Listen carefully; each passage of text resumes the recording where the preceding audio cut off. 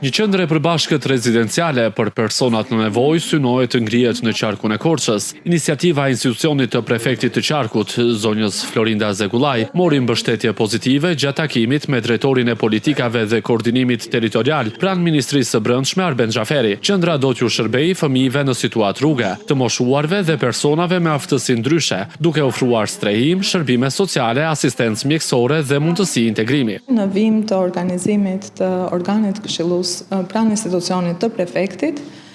sot Ministria e Punëve të Brendshme ka mbështetur nismën dhe kërkesën tonë zyrtare për asistencë nga institucionet në nivel qendror, pasi kuptohet që edhe problematikat janë komplekse sepse flasim për moshën e tretë dhe shërbimet e munguara, po ashtu flasim për personat me aftësi të kufizuar. Të 6 bashkitë kanë shprehur dakordsinë e tyre për të qenë pjesë e këtij procesi, pra për t'u bashkuar këtij mekanizmi, dhe nga ana e institucionit të prefektit është kërkuar asistencë nga Ministria e Punëve të Brendshme, nga Ministria e Financave, nga Ministria e Ekonomisë, për të na asistuar në ngritjen e një grupi të përbashkët ndërinstitucional,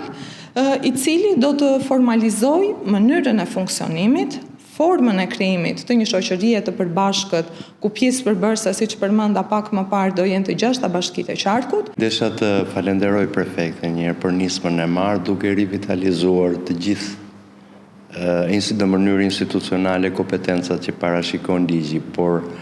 risia është, flasim për një shërbim i cili nuk themi se ekziston, po duhet të jetë nivele tjera dhe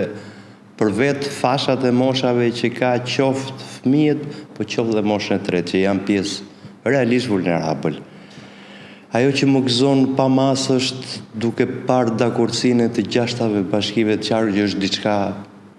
super, domethënë për të përgëzuar. Të 6 bashkitë e qarkut kanë shprehur dakordsinë për t'u përfshirë në këtë mekanizëm. Për konkretizimin e projektit kërkohet ngritja e një grupi ndërinstitucional që do të përcaktojë mënyrën e funksionimit dhe financimit të qendrës. Një nismë kjo që synon të vendosë solidaritetin dhe dinjitetin njerëzor në qendër të vëmendjes.